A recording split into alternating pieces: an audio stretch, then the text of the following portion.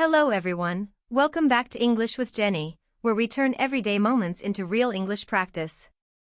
I'm Jenny, and today I'm super excited to bring you something special.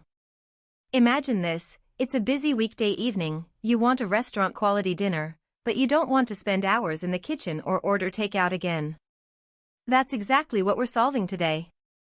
Hi Chris, are you ready to cook something delicious with me? Hey Jenny, I'm more than ready. Hello everyone. I'm Chris, and I can already smell the buttery lemon sauce in my mind. Perfect, because today we're creating a beautiful, elegant, yet surprisingly easy dish, pan-seared salmon with asparagus and lemon butter sauce. And to make the meal even more special and refreshing, we're also preparing a trendy non-alcoholic drink, sparkling cucumber and elderflower mocktail. We'll walk you through everything, from choosing fresh ingredients, to cooking the salmon, and mixing a cool, elegant mocktail that perfectly balances the rich fish. So whether you're a beginner cook or an experienced one, stay with us. This episode is going to be both useful and mouth-watering. Jenny, before we jump into the kitchen, why is cooking such a powerful way to improve English? That's a fantastic question. Cooking forces you to use specific vocabulary, give clear instructions, describe textures, flavors, and even emotions.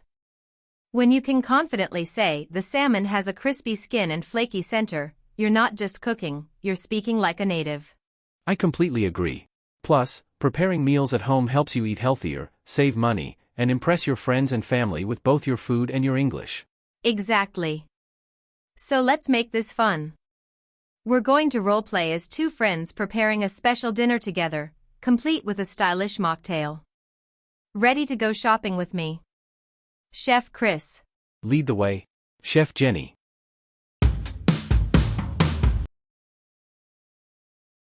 First, at the market, we need 2 fresh salmon fillets with the skin on, bright green asparagus, fresh lemons, butter, and garlic.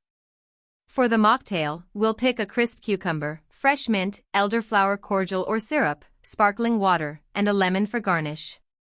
Useful shopping phrase. Could I have 2 salmon fillets, about 6 ounces each, please? And for the drink, I'm looking for elderflower cordial, it has such a delicate floral scent. Now, let's imagine we're back home. First, mise en place for the food.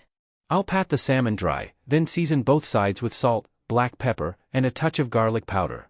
While you do that, I'll trim the woody ends of the asparagus, toss them with olive oil, salt, and a pinch of chili flakes.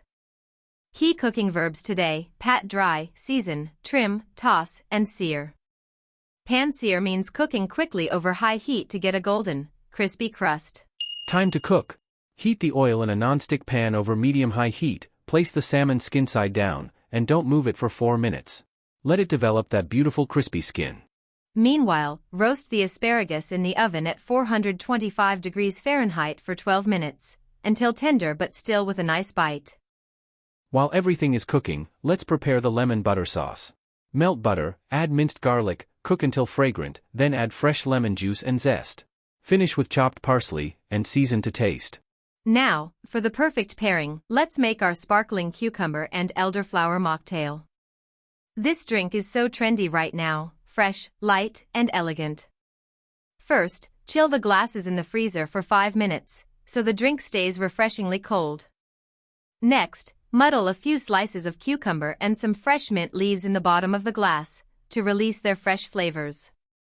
Then, pour in 2 tablespoons of elderflower cordial, add ice, and top with sparkling water.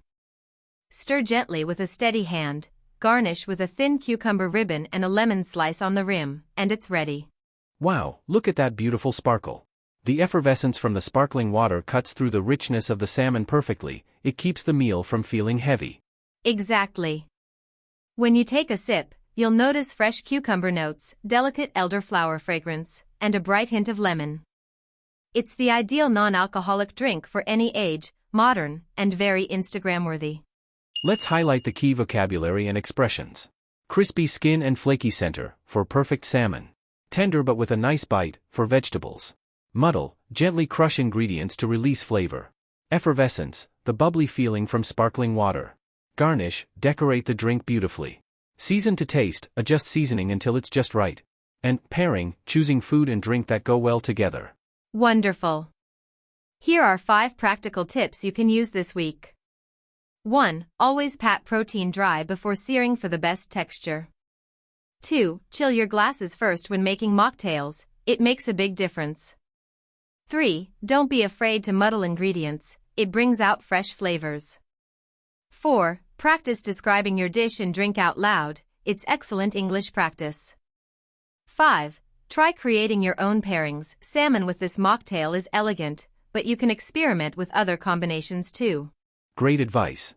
Cooking and mixing drinks together is such an enjoyable way to practice real-life English, and it feels trendy and modern.